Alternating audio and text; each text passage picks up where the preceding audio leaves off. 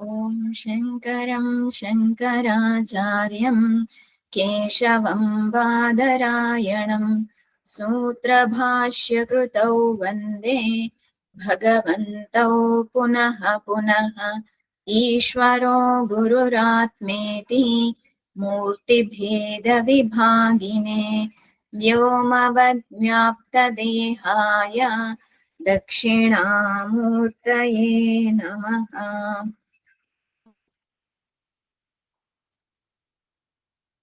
శ్రీమద్భగవద్గీత ప్రథమ అధ్యాయం 32వ శ్లోకం. నకాంక్షే విజయం కృష్ణ నచ రాజ్యం సుఖాని చ కిం నో రాజ్యేన గోవింద కిం భోగైర్జీవితేన వా.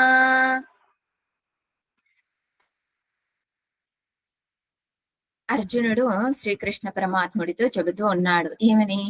అన్ని కూడా విపరీతాలను చూస్తూ ఉన్నాను, మనకి జయం కలుగుతుంది అని అనుకోవడం లేదు. మన వాళ్ళందరూ కూడా చనిపోవడానికి సిద్ధంగా ఉన్నారు. అటువంటప్పుడు మనకి ఏం శ్రేయస్సు అనేటువంటిది కలుగుతుంది? వీళ్ళందరినీ చంపుకున్న తర్వాత మనకు ఏం శ్రేయస్సు కలుగుతుంది? హే కృష్ణ, విజయం నా కాంక్షే, నేను విజయాన్ని కోరుకోవడం లేదు. రాజ్యం నా కాంక్షే, నాకు ఈ రాజ్యం కూడా వద్దు. సుఖాని, మరియు సుఖాలు కూడా వద్దు. కిం నో రాజ్యే, హే గోవింద, నహ కిం రాజ్యేన కిం భోగైహి జీవితేనవా.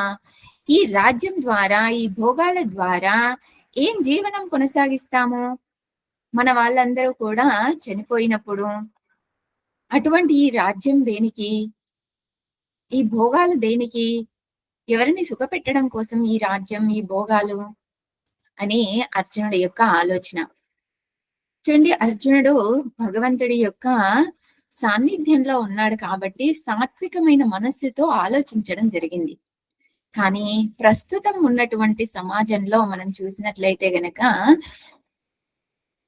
ఆలోచనలు ఎలా ఉన్నాయి అని అంటే, చంపి అయినా సరే ఆ భూమిని నేను పొందాలి అనుకుంటున్నారు, లేదా ధనాన్ని పొందాలి అనుకుంటున్నారు. ఒక కుటుంబంలో జన్మించిన వాళ్ళే ఈ రకంగా ఆలోచించడానికి అవకాశం ఉంటుంది. ఒక తల్లి పిల్లలే ఈ రకంగా ఆలోచించడానికి కూడా అవకాశం ఉంటుంది. ఏంటి? నేను సుఖపడాలి, నేను భోగాల్ని అనుభవించాలి, వాళ్ళందరూ ఏమైపోయినా నాకు సంబంధం లేదు అని. కానీ అర్జునుడి యొక్క ఆలోచన, అందరూ పోయిన తర్వాత సుఖం ఏముంటుంది? రాజ్యాన్ని పొందుతాము, భోగాలు ఉంటాయి, కానీ నా వాళ్ళు అనేటటువంటి వాళ్ళు లేనప్పుడు ఏ సుఖాన్ని నేను అనుభవిస్తాను అనేటటువంటి తీవ్ర ఆలోచనకు గురయ్యాడు అర్జునుడు.